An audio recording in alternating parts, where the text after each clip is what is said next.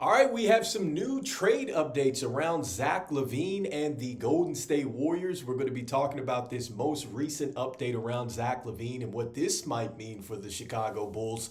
This is your host, Rico Greenhowe, and you have found yourself on another episode of Bulls Digest. And so today we are talking about the most recent trade update around Zach LaVine. This actually comes via The Athletic, but what we're going to go into is a Bleacher Nation article where it takes a snippet of that.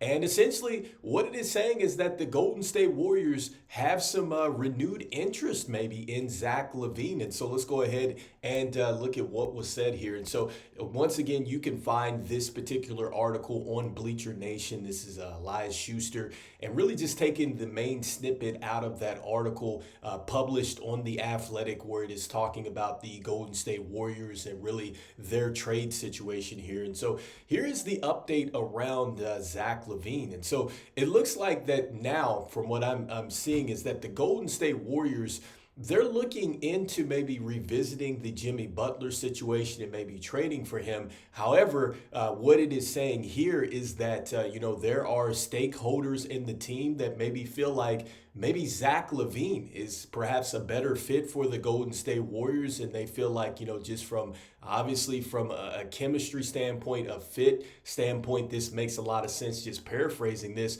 but also just going into the point that Zach LaVine is a younger player. He also is, more maybe cost efficient for this team as well versus Jimmy Butler. And so let's start there with just the idea of Zach LaVine going to the Golden State Warriors. And so I think that it makes a lot of sense if you are going to go out and get him if you're the Golden State Warriors. In fact, I think Zach LaVine and Vooch make a lot of sense for your team, because with Zach LaVine, he's a player that has shown in this particular year that he can play off of others and still be very effective down the stretch of games. And he's knocking down the three ball at a high rate. And so you know that if you get him an opportunity to shoot the three-point shot, he's going to have the ability to hit that. He's also showing he has the ability now, coming back from the injury, to get downhill, get to the basket. He's finishing lobs. He's, getting dunks and stuff like that at the rim. So Zach LaVine is back. The only thing that he's really struggled with, in my opinion, is the free throw shooting. So I think that he can get a lot better there. But otherwise, Zach LaVine has been terrific. He is going to fit just fine with, Steph Curry. I can imagine him, Draymond Green, those guys running that kind of, pace and space action. I could see that Zach LaVine certainly fits there. And just a quick thing with Vooch. Vooch absolutely fits this team because he's another player that can stretch the floor. He gives them the size, the rebounding that they desperately need. And I think that the Golden State Warriors have enough around both of these players really to make up for maybe the defensive flaws that both players have. And so in comparison to a Jimmy Butler, look, we know that Jimmy Butler can defend. We know Jimmy Butler can absolutely lock in if he wants to. He can get downhill. He showed he can knock down shots. I mean, he could be a real game changer for you. But as far as it being a safe bet, absolutely. Because with Zach LaVine, look, you get him at $43 million, you get him at $45 million, you get him at $48 million with a player option on that the back end of his contract. So you get him in your system, and you know he's going to be there. Now, if you know that you just need a player or two in the offseason, you know he's there for sure.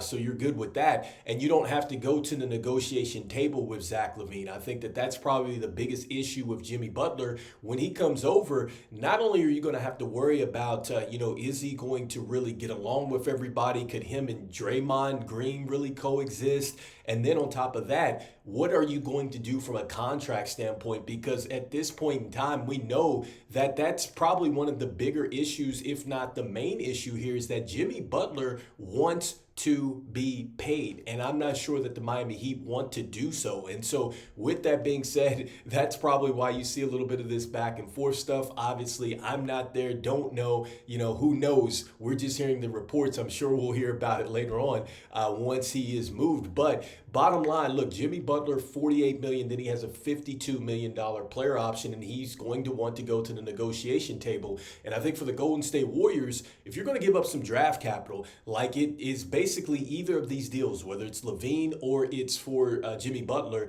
you're going to have to come off of Andrew Wiggins. And so you remember Andrew Wiggins was a player that it was kind of like, I'm not sure that the Golden State Warriors want to come off of him. They reiterate here in this little snippet that Jonathan Kuminga, who's a player I would love to have with the Chicago Bulls, and I'm sure the Miami Heat as well for the upside, is maybe not a player that's going to be available. And I think that the bottom line there in not seeing a player like that available is because Golden State has to think, look, if we're not going to hold on to Jimmy Butler, right, and he ultimately comes over and we ship off not only Andrew Wiggins but Kuminga and draft capital to get this guy over, it doesn't work out from, just the team chemistry standpoint, and then also too we have to pay him and he ends up going off. That would be a disaster. I think that you really run away from that and not get yourself into that situation with Zach LaVine. So it makes a ton of sense there. And I just think that, look, the Warriors, they want to do some business here. I mean, I think that I've got them down for having at least 3 tradable first-round picks. They've got 2 second-round picks that I think are tradable as well.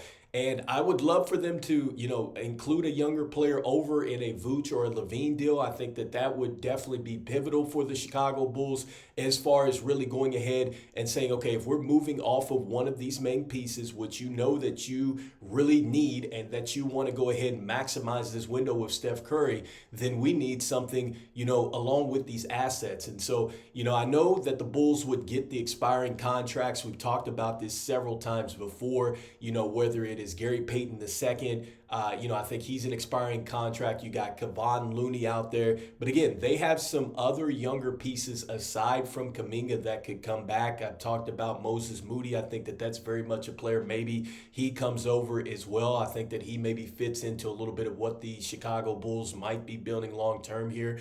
But the bottom line is that, I think that this makes a lot of sense.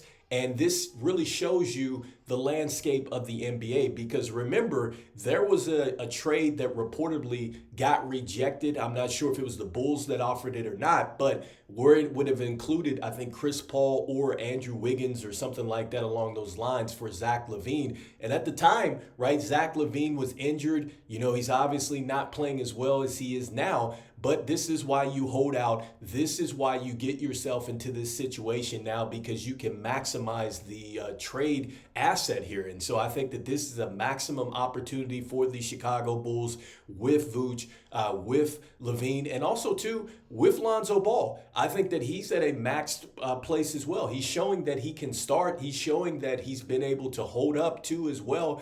And so I think that the Bulls are in a prime position, but it's a matter of making the right decision, getting the value out of your players here so you can move on correctly and really start to get this team moving in the right direction. I'll say it one more time. It's not going to come down to just a trade that is going to drastically change the Chicago Bulls' futures.